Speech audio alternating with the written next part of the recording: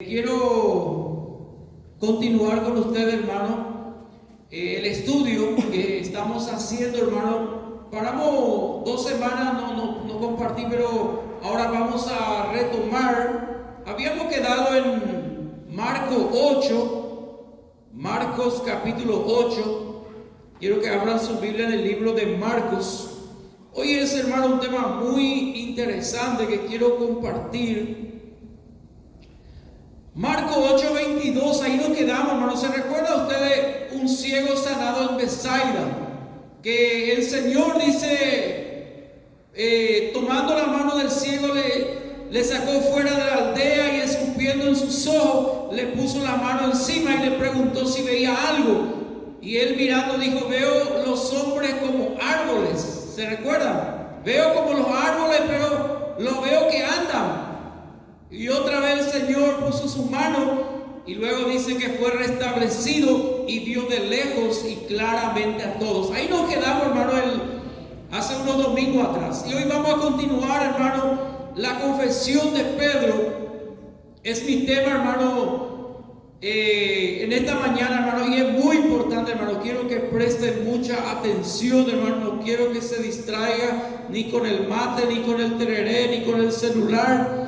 Hermano, y vamos a escuchar la palabra de Dios. Este pasaje también está en Mateo y en Lucas. Y yo voy a leer de Mateo el mismo pasaje, hermano. Mateo 16. Mateo 16. Mateo 16. El capítulo 13. Mateo 16, 13 de San Mateo. Está en Marcos 8 y también está en Lucas 9. ¿Por qué, hermano, este tema tan importante que quiero tocar? Porque la Iglesia Católica toma este pasaje, hermano, para engañar a su pueblo. Y por eso es muy importante, hermano, este pasaje. Y vamos a leer, hermano, en el nombre del Padre, del Hijo y del Espíritu Santo. Desde el versículo 13, Mateo 16, 13 en adelante, dice: viniendo Jesús a la región de Cesarea de Filipo, preguntó a sus discípulos, diciendo, ¿quién dicen los hombres que es el Hijo del Hombre? En Mateo dice, ¿quién dicen que soy yo? ¿Qué dice la gente? ¿Qué es lo que ustedes escuchan? ¿Quién soy yo? En Mateo dice, ¿quién es el Hijo del Hombre? Entonces ellos respondieron, hermano, en forma natural, o sea, humanamente. Oh, ¿sabes, Señor, que algunos dicen que tú eres Juan el Bautista? Y otros dicen, no, algunos dicen que tú eres Elías, el profeta. En Marcos también dice, no, tú eres Jeremías. Una pregunta general, una respuesta general. O alguno de los profetas. Y el verso 15 le da una pregunta personal, más íntimo. Dice, y él les dijo, ¿y vosotros quién decís que soy yo? ¿Quién decís que soy yo? Imagínense, hermanos, si el Señor nos preguntara a nosotros, ¿quién soy yo? Y el Señor puede preguntar ahora mismo, ¿quién es Jesús para ti? Y dice la palabra el 16, respondiendo Pedro, Simón Pedro dijo, tú eres el Cristo, el Hijo del Dios viviente. Pedro dijo estas palabras, hermano, tú eres el Cristo, el Hijo del Dios viviente. Y ese es mi tema en esta mañana, queridos hermanos. Por eso es muy importante, hermano, lo que voy a compartir en esta mañana. Jesús es el Hijo de Dios. En Mateo 1, hermano, la palabra nos dice que Jesús, Mateo 1, 18 al 21, habla del nacimiento de Jesús. La palabra dice, hermano, que José, su esposo, le quiso dejar a María porque María se había embarazado del Espíritu Santo y José pensaba que había fornicado. pensando en esto, el verso 20, Mateo 1:20, un ángel del Señor le apareció en sueños a José. Este ángel le dice: José, hijo de David, no temas recibir a María tu mujer, porque lo que en ella es engendrado del Espíritu Santo es. Hermano, y le da el nombre. María recién estaba embarazada, hermano, tal vez de 6 meses o menos. Pero el ángel ya le dio el nombre, la asignación, el destino de ese niño. Y se dará a luz un hijo y llamará su nombre Jesús. Diga conmigo, Jesús. Jesús quiere decir Salvador. Jesús quiere decir el Salvador. Él viene a salvar del pecado a la humanidad. Dice, porque Él salvará a su pueblo, al pueblo de sus pecados. Aleluya. Él salvará al pueblo de sus pecados. Ahí se cumple esa palabra, hermano, de Isaías 49:1, que el Señor nos conoce y nos eligió desde el vientre de la madre. Desde el vientre de la madre, hermano, de María, ya sabía, Él es Jesús, el Salvador. Y eso, hermano, es lo que voy a tocar en esta mañana con ustedes. Dice, relatando, hermano, cuando el Señor le sanó a ese ciego, ellos partieron de Betsaida y se dirigieron hacia el norte de Cesarea de Filipo. Así dice la Biblia, Cesarea. Esta ciudad Cesarea en honor al rey César, al gran César. Cesarea viene de César, el emperador César. Como nuestra ciudad tiene el nombre del capitán Pedro Juan Caballero, pues, más o menos así. La ciudad situada al norte. La distancia entre Betsaida y Cesarea de Filipo era uno de más de 40 kilómetros, 42 kilómetros. Otro he visto que dice 48, más o menos, de aquí hasta Guavirá, Gasolí, más o menos, para saber, hermano, la distancia. Y yo me imagino, hermano, que ellos hablaban de muchas cosas. Jesús les hablaba, ellos tal vez preguntaban, hablaban de las cosas cotidianas. Pero resalta, hermano, la escritura, esta pregunta del Señor. Dice, a lo largo de la ruta y cerca de Cesarea, cuando estaba cerca, el Señor le preguntó a sus discípulos. Le preguntó esta pregunta. Dice, ¿quién dicen los hombres que es el Hijo del Hombre? ¿Quién dice? ¿Qué ustedes escuchan? ¿Qué la gente piensa de mí? Dice, ¿quién soy yo? Y ahí ellos dan su respuesta, hermano, que leímos recién. Humanamente ellos dan, no, algunos dicen que tú eres Juan el Bautista. Ahí vemos, hermano, que Juan Bautista cuando predicaba era poderoso, hermano. Tremendo era el mensaje de Juan el Bautista. Por eso, hermano, ellos confundieron con el Mesías. ¿Tú eres el Mesías? Y Juan el Bautista dice, no, yo no soy.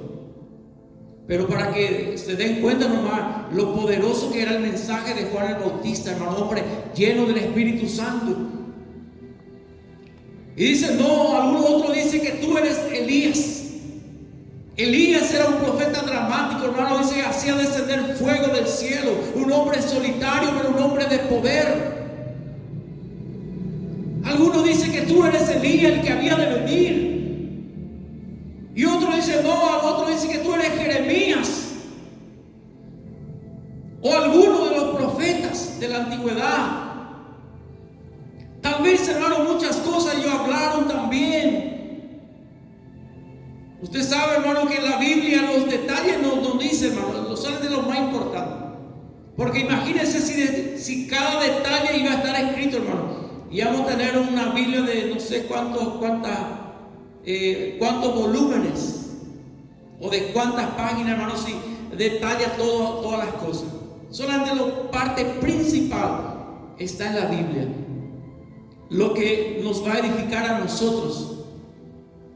Pero el Señor ahora le hace una pregunta más privada, más personal. ¿Y vosotros quién decís que soy yo? Ahora ya escuché lo que la gente dice, pero ustedes ¿qué dicen? Y es, hermano, una pregunta que nosotros también tenemos que hacer. Porque pensamos, hermano, que Jesús tal vez es el Hijo de Dios, vino en la cruz, murió en la cruz, resucitó, está al cielo, en el cielo. Conocemos a Jesús, hermano, religiosamente. Yo, mi hermano, mi testimonio, yo conocí a Jesús lo que veía en la película en Semana Santa. No sé si Pastor Roberto Miguel también formaba fila para entrar en Cine Brasil. Y yo formaba fila, hermano, en el 85 para ver la película Jesús en Semana Santa. Fila, hermano, tremenda fila para ver la película Jesús. Y ahí yo conocí a Jesús, hermano, en la película. Pero yo no tenía ni idea, hermanos. Y Pedro, hermano, era uno de los personajes más especial. Él hablaba cuando no tenía que hablar. Él hablaba, era un hombre temperamental, era un hombre sanguíneo o colérico. Y él respondió. Pero vamos a ver, hermano, lo que el Señor le dice. Cuando Pedro respondió, dice: tú eres el Cristo, el Hijo de Dios, del Dios viviente. Verso 16. Tú eres el Cristo, el Hijo del Dios viviente. Jesús es el Cristo, hermanos. Algunos dicen Jesús es el ángel Gabriel, mentira del diablo. Jesús es el Hijo de Dios. Aleluya. Jesús es el Jehová del Antiguo Testamento. Lo que le aparecieron a Moisés y a tantos otros era Jesús mismo. Él es Jehová del Antiguo Testamento, el yo soy. Por eso en Juan están los 7, yo soy de Jesús. Yo soy el buen pastor, yo soy la puerta, yo soy la vid. Yo soy el camino, la verdad y la vida. Porque Jehová, Yahvé, quiere decir yo soy. Yo soy el que soy, quiere decir esa palabra. Por eso cuando él decía yo soy el buen pastor, yo soy la puerta, los judíos le querían matar, hermano, porque se hacía pasar por Dios, dice. Y acá Pedro, hermano, tuvo la revelación de Dios. Tú eres el Cristo, el Hijo de Dios. El Cristo es el Mesías, el ungido.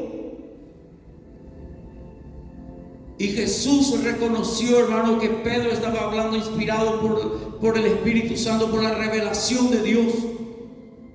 Entonces el Señor le responde a Simón y le dice: bienaventurado eres, Simón, hijo de Jonás, porque no te lo reveló carne ni sangre, sino mi Padre que está en los cielos. Jesús pudo discernir: no te lo reveló carne ni sangre, sino mi Padre que está en los cielos. Como el Señor diciendo: tú eres Simón, hijo de Jonás. Así Jesús es el Hijo de Dios. Él es el Hijo de Dios. Bienaventurado eres, Simón, hijo de Jonás. Hermano, también nosotros necesitamos, hermano, la revelación de Dios.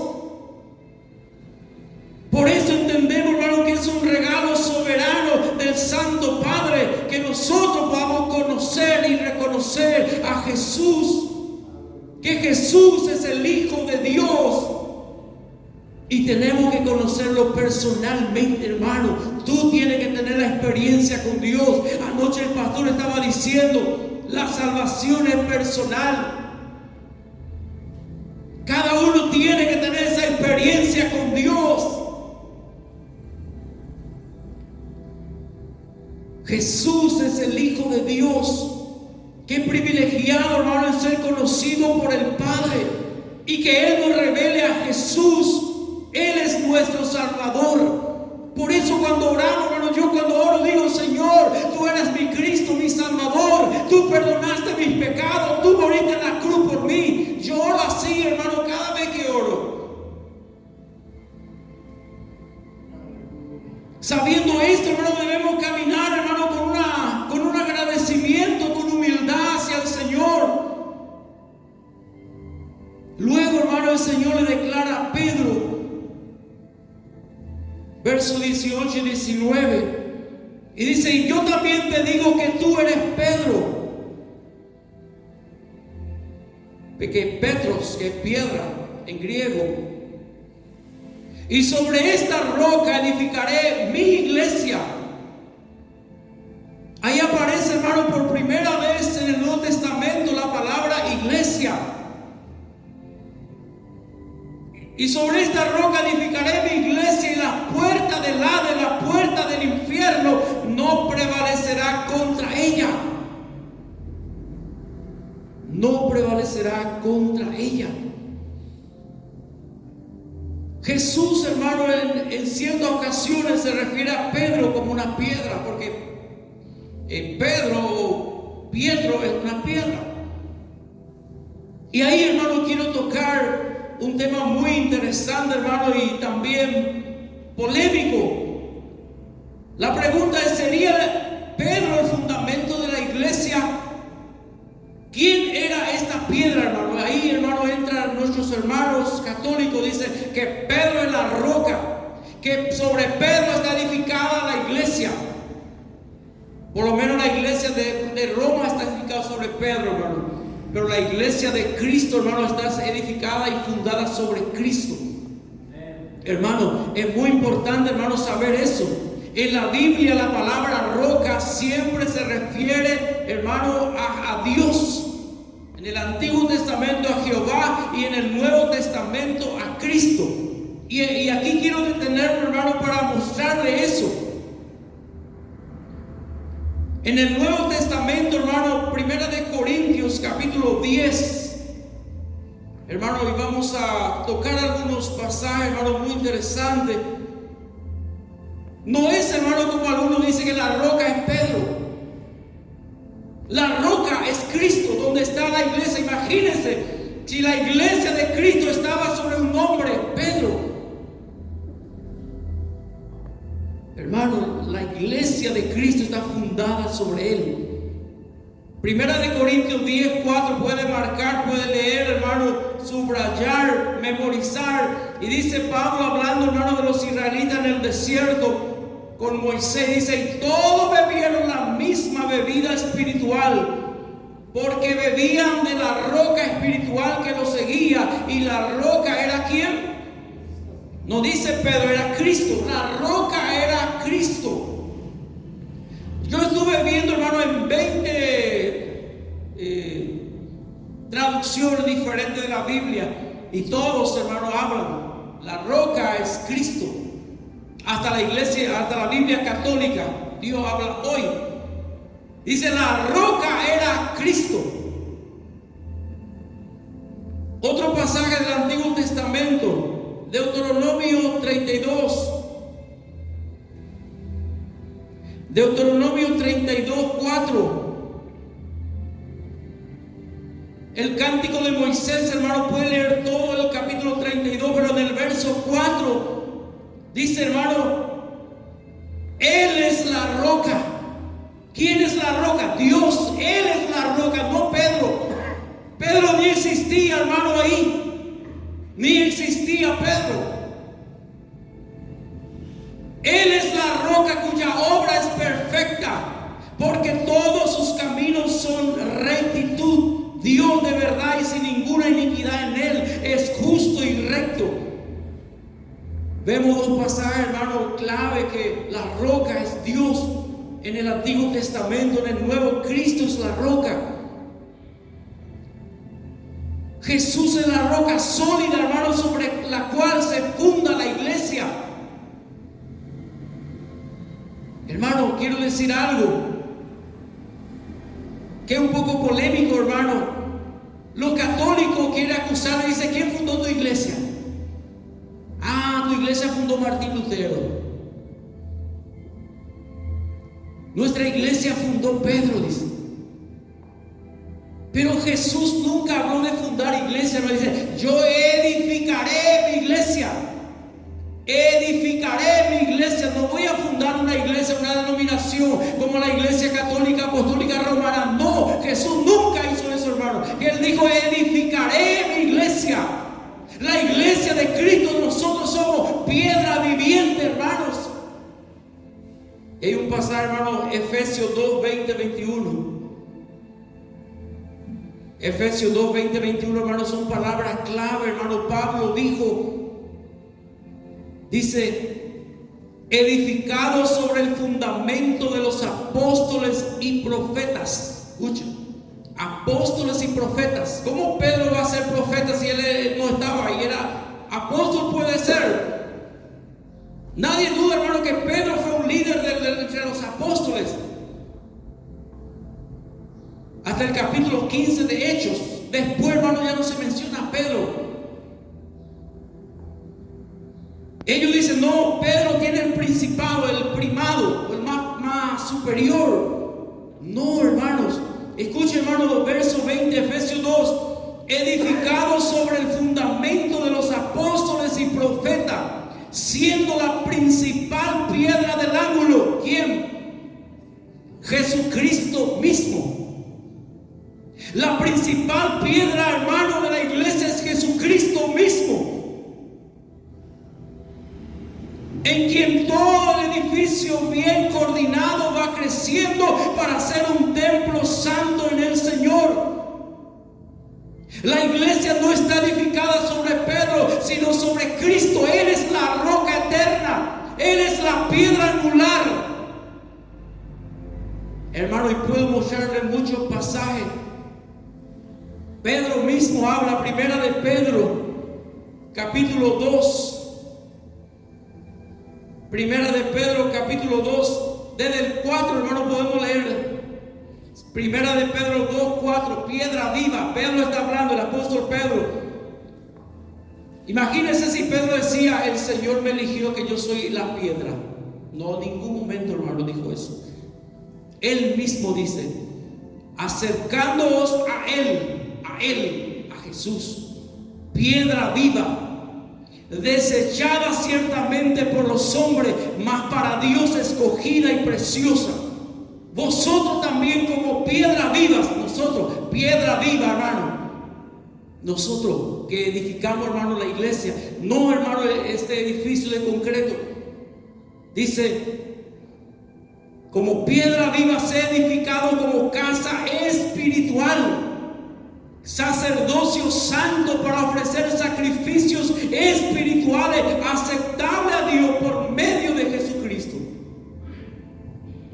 Otra vez Pedro dice, por lo cual también contiene la escritura.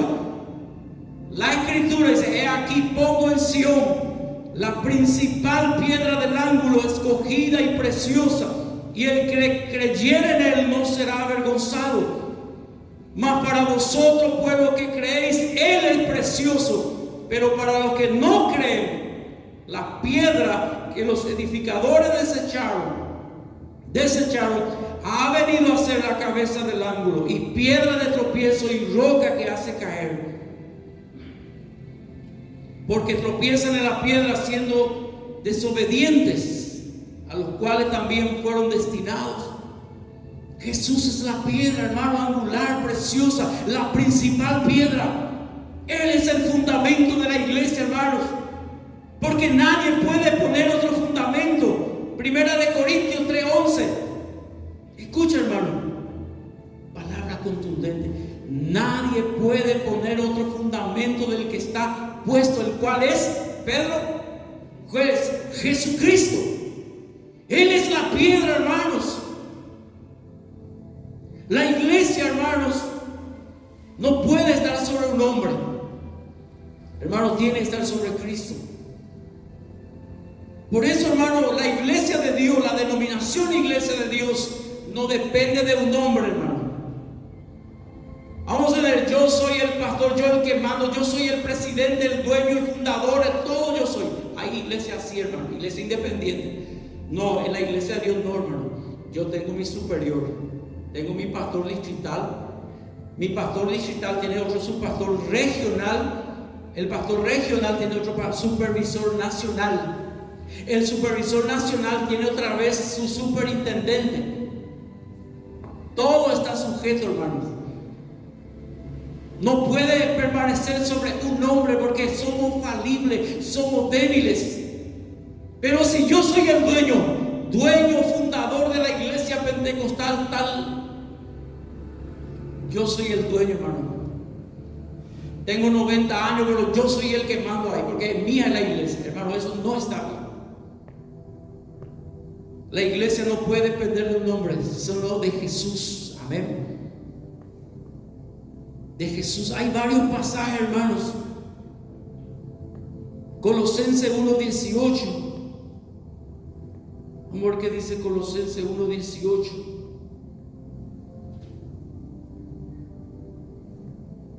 Y Él es la cabeza del cuerpo. ¿Quién es la cabeza? Diga conmigo, Jesús. Jesús es la cabeza de la iglesia, hermanos. Pero la iglesia católica engaña, no, que Pedro está fundada sobre Pedro, en Vaticano, en Italia. Y dice, hermano, los estudiosos, Pedro nunca fue a Roma. Nunca fue a Roma.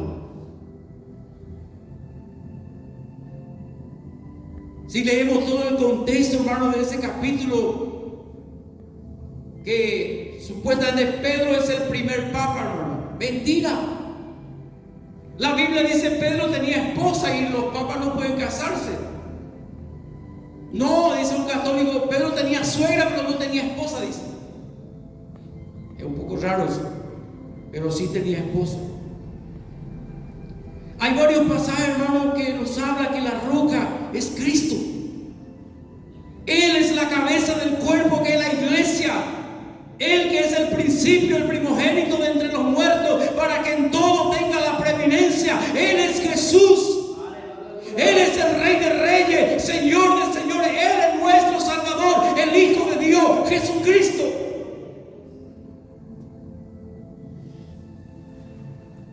Jesucristo mismo es la piedra del ángulo, roca sobre la cual está fundada la iglesia. Y sobre Él descansan los apóstoles y profetas. Por eso Él prometió en su palabra, hermano, lo que hemos leído recién en Mateo 16.